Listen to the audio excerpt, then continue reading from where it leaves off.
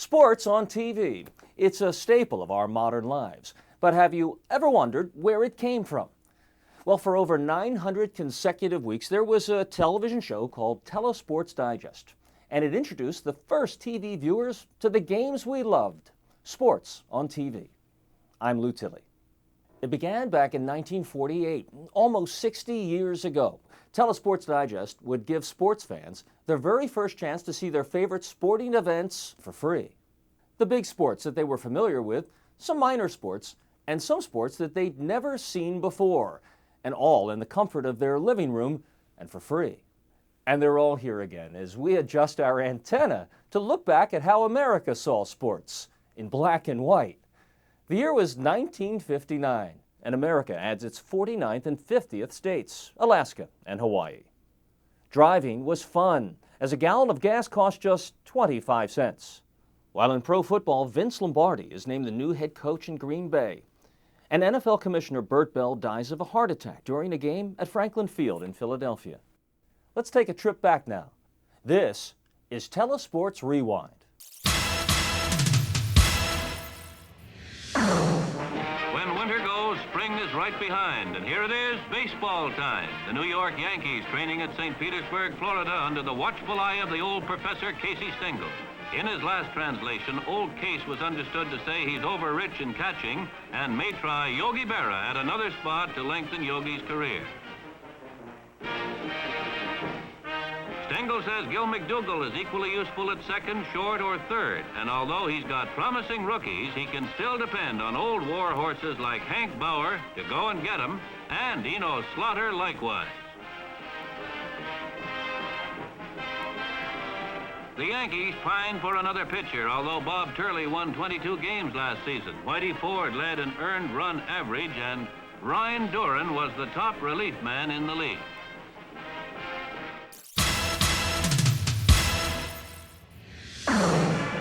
A night to remember, especially if you were Roy Campanella. More than 93,000 turn out at Los Angeles to honor the once great Dodger catcher, now paralyzed as the result of an automobile accident. The Dodgers' hated old rivals, the Yankees, party of the second part in an exhibition for Campy.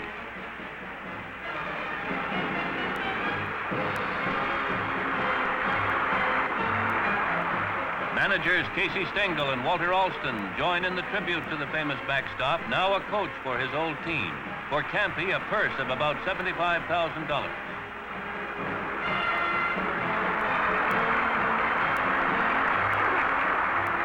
Biggest crowd ever to see a baseball game in this country, but just like they used to do in Brooklyn, the Yankees win 6-2.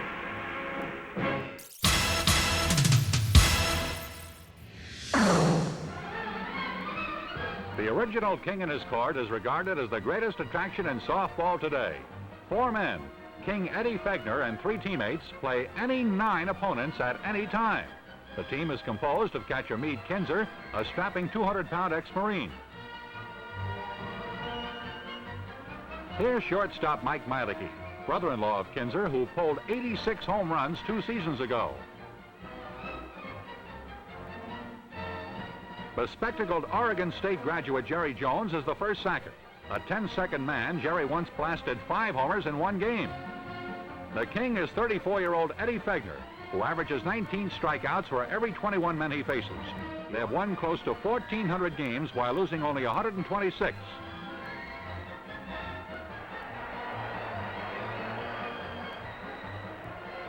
The amazing Eddie Fegner, the man with 1,001 motions, has pitched every game. He has hurled 402 no-hitters and, get this, a grand total of 121 perfect games. Once in a while, a rival will connect, but as in this case, the king is his own best fielder.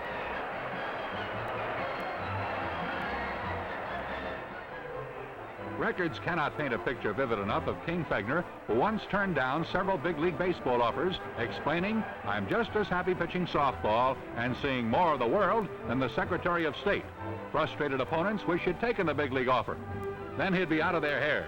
Could be that Fegner's young son on the right will be the big leaguer, for the king of softball is contented to remain in his own court."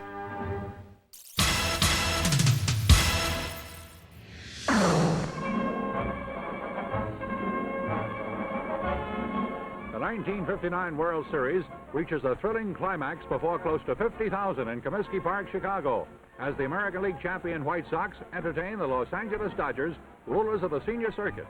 Manager Walt Alston's Dodgers lead in the series 3-2, and he's confident of victory today. White Sox mentor Al Lopez and his Chargers have their backs to the wall, but the expert pregame jargon of the one and only Casey Stengel may change things. After 2 scoreless innings, Chicago's early win walks LA's Wally Moon with 2 out in the visiting third. Duke Snyder then slams a cross-country drive to deep left center, and it lands in the laps of the bleacherites for a home run. The Angelinos KO win with another pair in the fourth as Big Dick Donovan, hero of Chicago's 1-0 fifth-game win, comes to the hill. With a runner on second, Donovan passes Junior Gilliam intentionally to set up a possible double play. But Charlie Neal has other ideas. He laces a tremendous poke that lands safely in right center field. Pitcher Johnny Padres and Gilliam scurry over the plate, and Neal has a stand-up double. Donovan's next task is the ever-dangerous Wally Moon, and Moon belts one into the sky. It's goodbye forever as the ball disappears into the right field bleachers. As Neal and Moon dent the plate, the score mounts to 8-0, and the Chicago cause looks almost hopeless. Then Ted Kluszewski slams a tremendous shot to deep right field, and it's gone for a homer. Landis and Lawler precede Big Clue over the dish, and Kluszewski has set a new World Series record of 10 RBIs in a 6-game series. His third homer of the Classic narrows the Dodger lead to 8-3, and Sox fans still have hope. But, as has been the case all through the series, Los Angeles has the stopper. He's reliever Larry Sherry. Sherry enters his 4th game to stop the Pale Hose, and he's been a hero each time. The lights are turned on in the 9th inning, and they spotlight a spectacular feat. Los Angeles pinch hitter Chuck Esigian wraps a Ray Moore delivery to the far reaches of left field. And the horsehide lands on the lower deck for a home run. Chuck's second pinch hit circuit cloud of the series. He becomes the only man in World Series history ever to perform this feat. That's it. The Los Angeles Dodgers, led by the brilliant work of pitcher Larry Sherry, defeat the Chicago White Sox 9-3 and clinch the World Championship by 4-2. The Dodgers are the first team in the annals of baseball to go from a 7th-place finish to a World Championship in 1 year. That World Series between the Dodgers and Chicago White Sox was the first ever played on the West Coast. There were some other events that stood out that 1959 baseball season. Cleveland slugger Rocky Colavito became only the 3rd player in baseball history to hit 4 consecutive home runs in a single game. Pittsburgh pitcher Harvey Haddix wrote national headlines when he threw 12 perfect innings against Milwaukee, but lost the game in the 13th. And more than 10 years after Jackie Robinson broke baseball's color barrier, the Boston Red Sox finally hired a minority player. Pumpsie Green played his first game for the Red Sox in July 1959. Meaning that finally, all 16 major league teams had hired a minority player. Baseball tried a new idea as well, playing 2 All-Star games. The All-Star doubleheaders lasted only a few seasons until the sport returned to playing a single All-Star game. This has been Telesports Rewind, a nostalgic journey back into a bygone era of sports memories. I'm Lou Tilley.